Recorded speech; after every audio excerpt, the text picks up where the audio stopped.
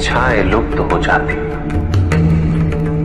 किंतु तुमने तो कभी सत्य की खोज ही नहीं की। तुम तो सदैव उन तत्वों को ढूंढते रहे जो तुम्हारे अहंकार के पोषण हेतु आवश्यक थे।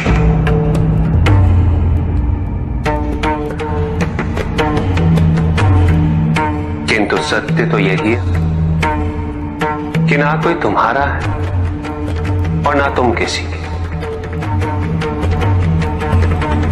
जो है वो परमात्मा का है और जो नहीं वो भी परमात्मा का ही है। इस शरीर में तुम इस सत्य से अनभिज्ञ हो, किंतु इस शरीर के पूर्व तुम्हें इस सत्य का बोध था और इस शरीर के पश्चात भी रहेगा। प्रश्न ये है कि क्या तुम इस सत्य को अभी स्वीकार करना चाहते हो?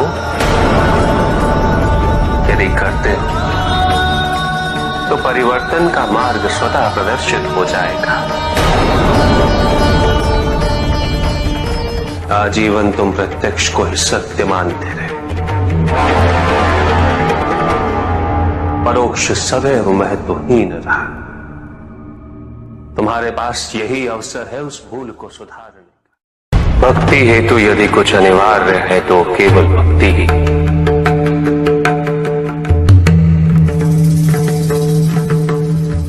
किंतु प्रश्न ये है कि क्या आपकी भक्ति संपूर्ण है?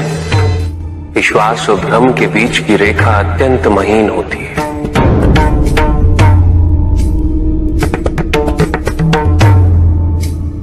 असंख्य व्यक्ति ये नहीं समझ पाते कि उनका विश्वास विश्वास है या भ्रम।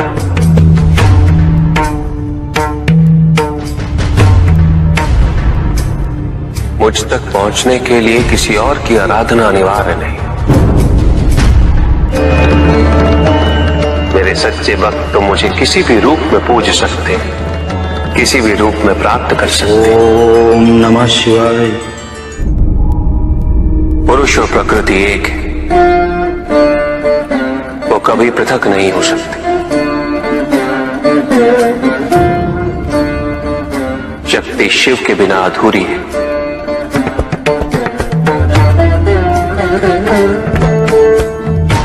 और शिव तो शक्ति के बिना शव के समान है। शिव शक्ति पुरुष प्रकृति का संतुलन सदैव अनर्थकारी सिद्ध होगा। शरीर में यदि स्त्री तत्वों की ऊर्जा नहीं तो शरीर निर्जीव है।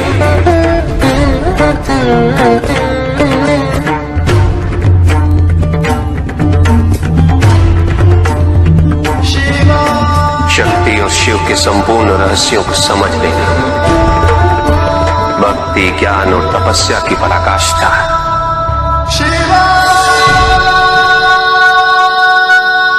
जब ज्ञान के लिए शब्द पर्याप्त ना हो, उदाहरण प्रस्तुत करना अनिवार्य हो जाता है। केवल आपके लिए ही नहीं, अपितु आपके माध्यम से समस्त संसार को शिव और शक्ति की संयुक्ता से पुनः अवगत कराना इस प्रसंग का उद्देश्य था, जो पूर्ण हुआ। महादेव महादेव। पंडित महोदय को अपने अंतिम उत्तर का तात्पर्य बताओ।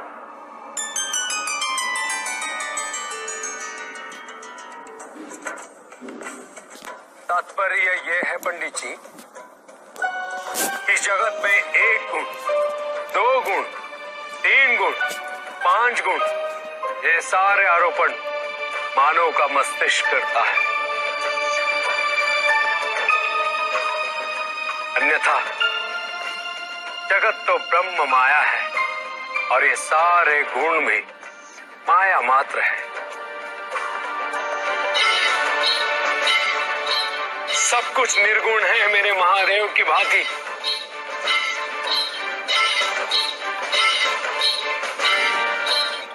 और गुण तो मात्र लीला का नाम है।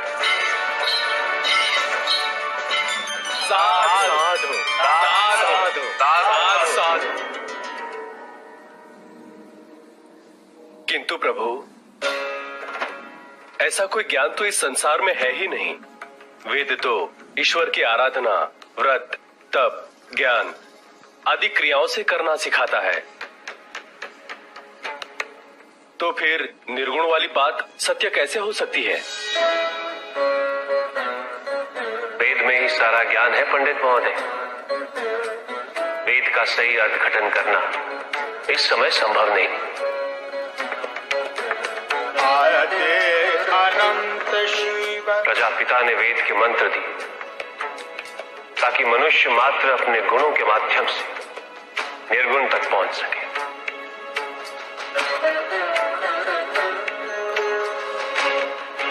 किंतु आप सब गुणों की मीमांसा में ही रुक गए। प्रश्न भी आपका और उत्तर भी आप ही का। व्रत, तप, दान, यज्ञ इत्यादि से ही संसार का निर्वाह होता है। किंतु उसी वेद में ईश्वर प्राप्ति के लिए निर्गुण बनने का मार्ग छिपा हुआ है। उस ज्ञान को आप देख नहीं पाते पंडित महोदय। इसीलिए अपने आप को देवताओं से अधिक ज्ञानी समझते।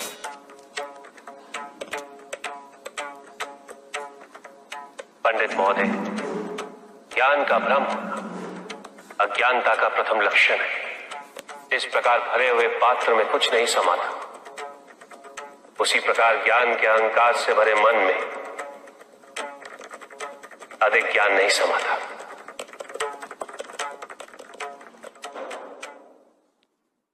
पूछ सकता हूं? अवश्य ऋषि कश्यप। जहां प्रश्न नहीं वहां जिज्ञासा नहीं,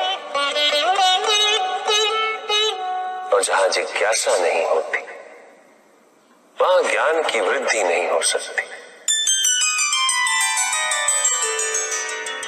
निसंकोच होकर पूछिए।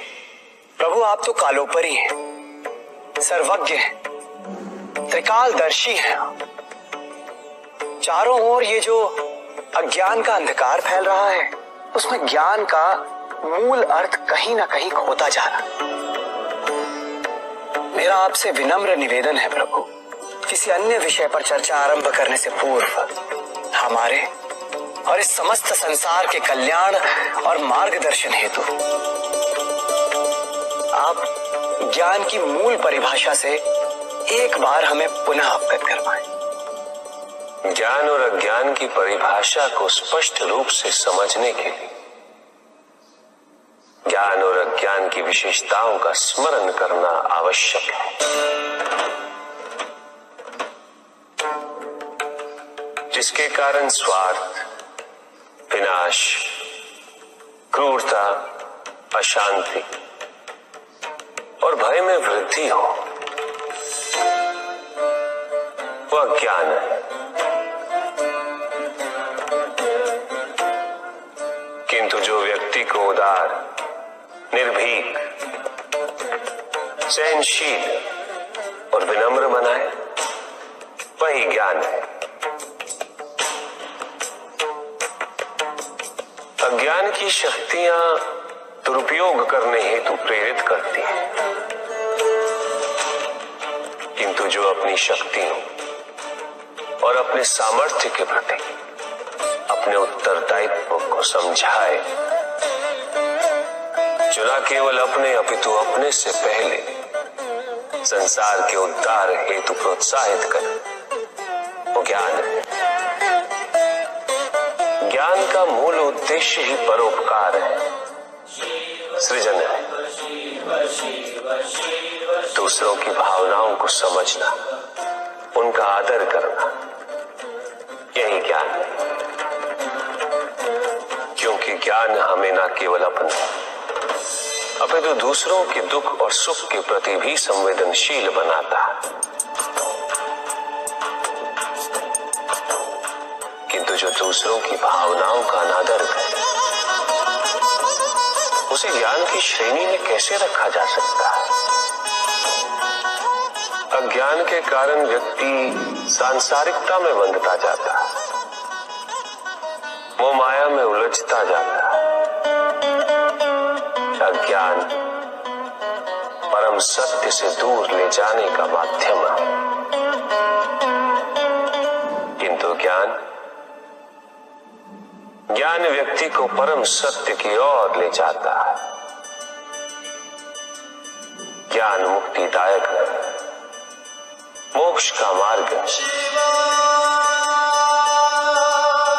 और इस मुक्तिदायक ज्ञान का सर्वोच्च रूप है आत्मज्ञान, और यही ज्ञान की पूर्णता भी है। ज्ञान और अज्ञान का ये अंतर संसार में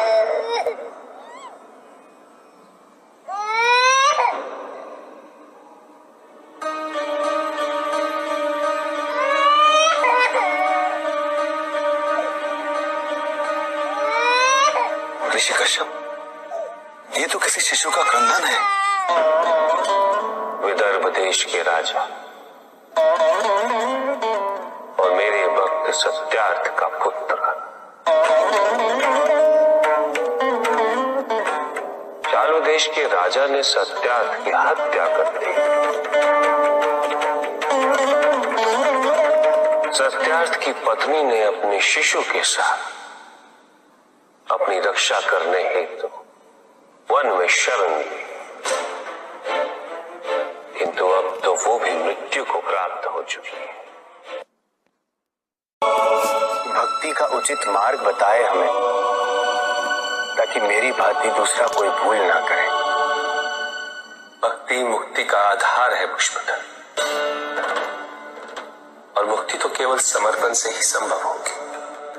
और समर्पण के लिए पुष्प नहीं, स्वर्ण नहीं, आभूषण भी नहीं, रत्न नहीं, धन, विधि विधान नहीं, केवल अपने मन को अर्पित करना अनिवार्य है। जानना चाहते हो पुष्पधन कि वो कौन से पुष्प हैं जो मुझे अत्यंत प्रिय है? इंद्रियों का नियंत्रण, दया, शांति, तप, क्षमा, ध्यान और सत्य। और जब कोई मेरे इन पुष्पों से आराधना करे, मैं अवश्य प्रसन्न होता। भक्ति में भव्यता आवश्यक नहीं है पुष्पदल, अभी तो सरलता आवश्यक है। भक्त के लिए ये समझना अत्यंत कठिन हो जाता है, प्राय भक्ति कब मोह में परिवर्तित हो जाती है। और ऐसे में पथ भ्रमित होना अनिवार्य है।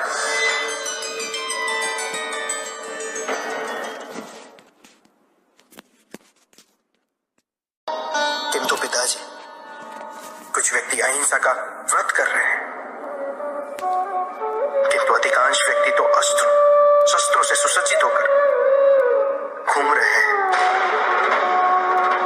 शरीर की रक्षा के लिए बड़े दुर्ग बनाए जा रहे हैं, कवच बनाए जा रहे हैं, क्योंकि उन्होंने स्वयं योग और शुभता के कवच का त्याग कर दिया है पुत्र। क्योंकि अब शुभता उनके लिए जीवन को जीने का आधार नहीं रह गई, क्योंकि योग तो अब केवल उनके लिए एक कठिन सी साधना है। जो व्यक्ति, जो समाज योग से और साधना से जितना विमुख होगा, वो समाज आत्मरक्षा के लिए कवच, दुर्ग और अस्त्रों और शस्त्रों के निर्माण हेतु सदैव विवश होगा। व्यक्ति के अंतर मन से शुभता जितनी ही क्षीण होती जाएगी, योग की अग्नि जितनी कम होती जाएगी, उसके जीवन में अंधकार की अग्नि भी उतनी ही प्रचंड होती जाएगी। समाज में ऐसे अभिमानी और अहंकारी व्यक्तियों की संख्या सदैव बढ़ती रहेगी पुत्र। समाज में उतनी ही तीव्रता से युद्ध और अस्त्रों के अनुनाद की दिशा में अग्रसर होगा। किंतु पिताजी, जो समाज योग शुभता से विमुख होता जा रहा है, उन्हें कैसे लौटाया जाए? प्रयत्न चाहे एकमात्र किसी के भी धरातल पे चले। जब तक सृष्टि के किसी भी अंश, जब तक एक प्राणी भी शुभता और योग के द्वारा इस समाज को संचालित करने के लिए प्रयत्नशील रहेगा, जब तक वो शुभता और योग को केवल शोभा की वस्तु नहीं समझेगा, तब तक सृष्टि में शुभता की पराजय असंभव है पुत्र। तब तक योग, बल और शुभता का समापन नहीं हुआ। परिस्थितियां कैसी भी विकट हो पुत्र, अहंकार के अंधकार का आवरण चाहे कितना भी घना हो, आध्यात्म योग और शुभता का एक लघु दीपक भी सदैव उस पर विजयी होता रहेगा। मेरा ये कथन सदैव स्मरण रखना पुत्र। मन के हारने से हार है और मन की जीत में ही जीत होती है। अपने मन से शुभता और योग को तुम कभी भी विस्थापित नहीं होने देना। स्वामी, असुरों को ऐसा क्यों लगता है कि देवताओं के पतन में ही उनका उत्थान है? क्यों वो दोष अपने आचरण में नहीं देख पाते? स्वामी, असुर समाज इस प्रकार कभी भी स्थिरता प्राप्त नहीं कर सकेगा। हाँ पार्वती, किसी का पतन किसी के उत्थान का आधार नहीं बन सकता। उत्थान तो व्यक्तिगत होता, आंतरिक होता। जब किसी समाज में प्रत्येक व्यक्ति इस आंतरिक उत्थान के लिए अग्रसर, तभी समाज में परिवर्तन वास्तविक रूप से संभव है। प्रतिशोध में हिंसा, हिंसा जितनी क्षति किसी दूसरे को पहुंचाती है पार्वती, उससे कहीं अधिक क्षति स्वयं को पहुंचाती है। असुरों ने सदैव केवल यही देखा कि उनके साथ अन्याय हो रहा है। उन्होंने परिस्थितियों और व्यक्तियों को दोष देकर प्रतिशोध लेने का प्रयास किया, किंतु किसी ने कभी ये नहीं सोचा पार्वती कि जिसे वो अन्याय समझ रहे हैं, क्या वास्तविकता में वो अन्याय है भी या नहीं, और यदि अन्याय है तो उसके कारण क्या। असुरों ने कभी भी अपने अंतर मन में झांक कर नहीं देखा कि क्या कभी उनसे भी कोई भूल हुई थी। आत्मविश्लेषण का कभी कोई प्रयास नहीं किया। उन्होंने सदैव केवल यही समझा कि त्रिदेव ने और देवताओं ने उनके साथ विश्वासघात किया, किंतु उन्होंने अपने द्वारा किए गए विश्वासघात पर कभी विचार नहीं किया। उन्होंने जब भी जो भी वरदान मांगा है उन्हें अवश्य प्राप्त हुआ है, किंतु विडंबना देखो, उन्होंने उन वरदानों का सदैव दुरुपयोग ही किया,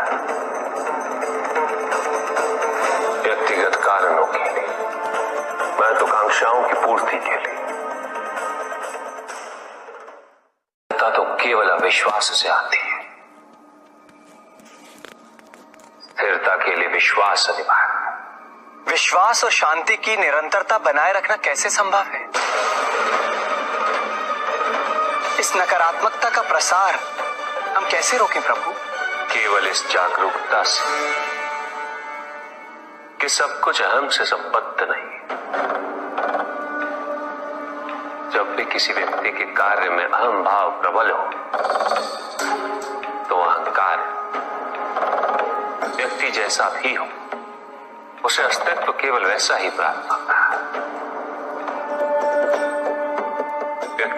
अपने कर्मों के लिए अपने को उत्तरदायी समझे तो वो स्वतंत्र था। जब तक व्यक्ति किसी और को उत्तरदायी समझेगा तब तक वो निर्भर रहेगा। व्यक्ति यदि ये सोचे कि उसके दुख का कारण कोई और है तो सुखी कैसे रह पाएगा?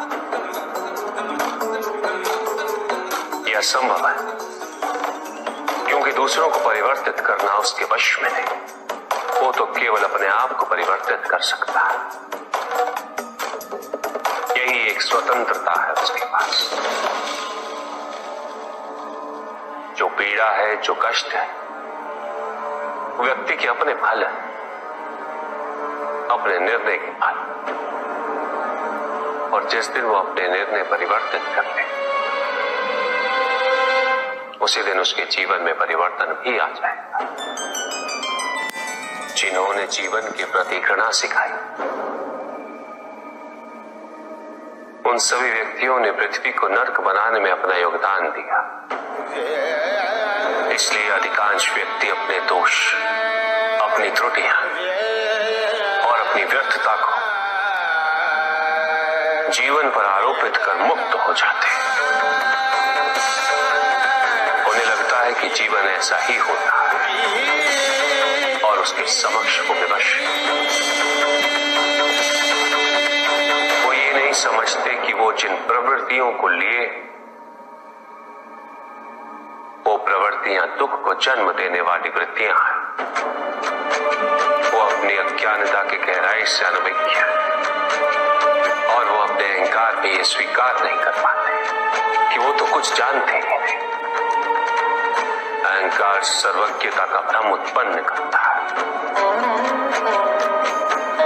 न जानने की स्वीकृति बहुत बड़ी विनम्रता है और वही पवित्रता भी है। हमें संसार में संतुलन को बनाए रखने के लिए पवित्रता के आधिक्य की आवश्यकता है। किंतु प्रभु, इस पवित्रता में कौन से लक्षण अनिवार्य हैं? अनेकों लक्षण, किंतु इन परिस्थितियों में जो सबसे अधिक महत्वपूर्ण है वो है सतित्व। सकारात्मक ऊर्जा का सबसे पावन स्वरूप सतित्व। इस सतित्व पर मात्र विश्वास ही पर्याप्त है व्यक्ति को सुरक्षित रखने के लिए।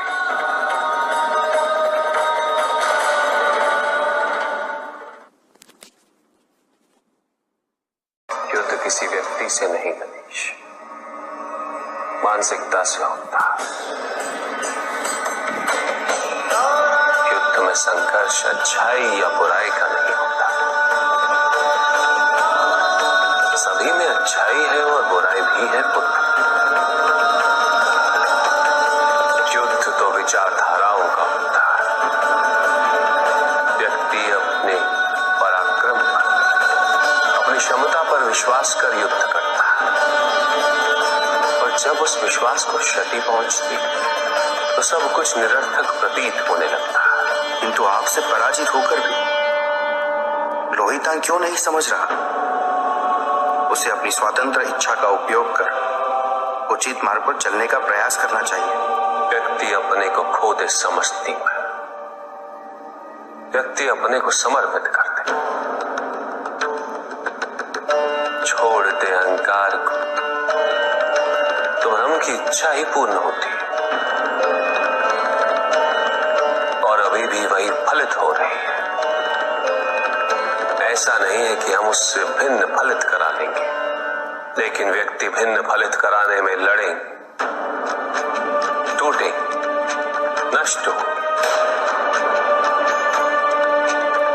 एक नदी में एक बार बाढ़ आ गई पुत्र। दो छोटे से तृण उसमें बह रहे थे और उसमें से एक नदी में तिरछा पड़ गया और वो बाढ़ को रोकने का प्रयास कर रहा था। वो अत्यंत ऊंचे स्वर में कह रहा था कि नदी को आगे नहीं बढ़ने देगा।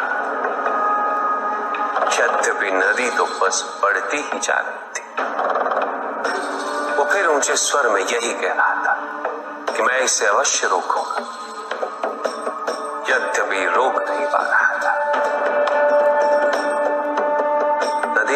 उसके संघर्ष का कुछ भी पता नहीं चल रहा था, किंतु नदी को उसके होने या ना होने से क्या होता था। उस कण के लिए तो यह अत्यंत महत्वपूर्ण था। उसका जीवन तो संकट में था। वो तो बस बहे जा रहा था। वो जहां भी पहुंचता, किंतु उससे पहुंचना तो संघर्ष करके ही था।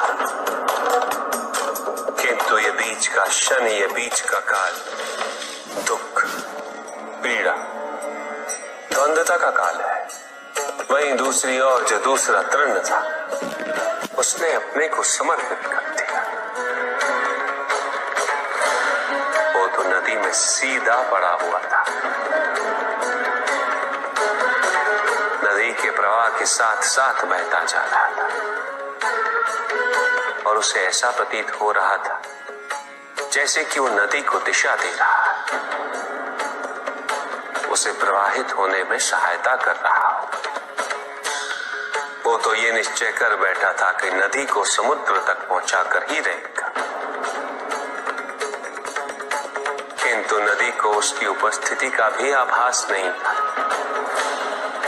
नदी पर उन दोनों के होने या ना होने का कोई प्रभाव नहीं था। नदी तो बस बहे जा रही थी। ब्रह्म की इच्छा को जाना नहीं जा सकता, किंतु ब्रह्म के साथ एक अवश्य हुआ जा सकता है, और तब व्यक्ति की अपनी इच्छा तो खो ही जाती है, केवल उसकी इच्छा ही शेष रह जाती है।